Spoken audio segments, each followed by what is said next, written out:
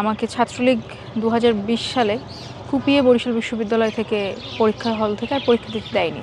যারাই রাজনীতি করতে চায়, তরুণ হোক বা যে কোনো শ্রেণী পেশার মানুষের, তার সবার আগে একজন ওপেন মাইন্ডেড মানুষ হতে হবে।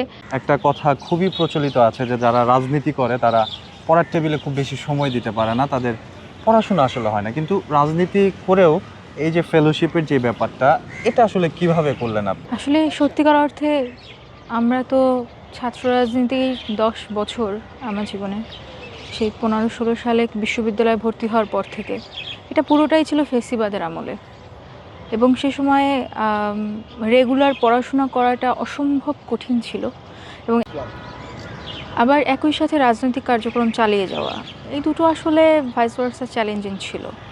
এবং আমি বরিশাল বিশ্ববিদ্যালয়ে ছিলাম, হয়তোবা কিছুদিন আগে জানবেন যে আমি ছাত্রত্ব পেয়েছি। আমাকে ছাত্রলীগ ২০২০ সালে কুপিয়ে বরিশাল বিশ্ববিদ্যালয় থেকে পরীক্ষার হল থেকে আর পরীক্ষা দিতে দেয়নি।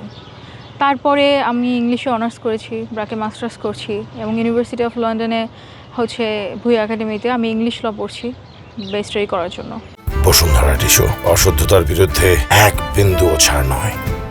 মূলত কি ফেলোশিপ, এটি আপনার ক্যারিয়ারে কিভাবে কাজে লাগতে পারে? আমাকে এই ফেলোশিপের জন্য নমিনেশন দিয়েছে ডেমোক্রেসি ইন্টারন্যাশনাল, যেটা আপনি হয়তো বা জানবেন যে তরুণদেরকে বাংলাদেশে নিয়ে কাজ করছে রাজনৈতিক সাম্য অবস্থা, রাজনৈতিক ফেলোশিপ, এবং একজন লিডারশিপ কোয়ালিটি সম্পন্ন মানুষ কীভাবে তৈরি হবে, এটা নিয়ে ডেমোক্রেসি ইন্টারন্যাশনাল বহু বছর ধরে কাজ করছে। আমি ডেমোক্রেসি ইন্টারন্যাশনালের সাথে কাজ করে এই ধরনের অপরচুনিটিগুলোকে রিচ করার ব্যাপারে আরও বেশি সচেতন হয়েছি, এবং সেখান থেকেই তারা আমাকে নমিনেট করে ইউএন উম্যানের কাছে, এবং আমি এই ফেলোশিপটা অর্জন করি। এমন একটি সময়ে আপনি যারা রাজনীতিতে আসতে চাইছে তাদের জন্য কি পরামর্শ থাকবে? যারাই রাজনীতি করতে চায়, তরুণ হোক বা যে কোনো শ্রেণী পেশার মানুষের, তার সবার আগে একজন ওপেন মাইন্ডেড মানুষ হতে হবে। তাকে সাহিত্য, সিনেমা, তার ধর্মীয় জ্ঞান, এই বিষয়গুলোকে অনেকটা রিয়েলাইজেশনের মাধ্যমে গ্রহণ করতে হবে। তাহলে পলিটিক্সও আপনি মানুষের জন্য করতে পারবেন, সোশ্যাল ওয়ার্ক হিসাবে পলিটিক্সকে নিতে পারবেন, এক্সট্রা কারিকুলার অ্যাক্টিভিটিস হিসাবে। কিন্তু পলিটিক্স আপনার প্রফেশন না। নিজের পড়াশোনার জায়গা, নিজের রিজিকের জায়গা, নিজের পরিবারের প্রতি দায়িত্ব কর্তব্য, এই জায়গাগুলোকে দেখতে হবে, রাজনীতিও করতে হবে, কারণ সবার আগে তো দেশ, দেশের আগে তো কিছু না।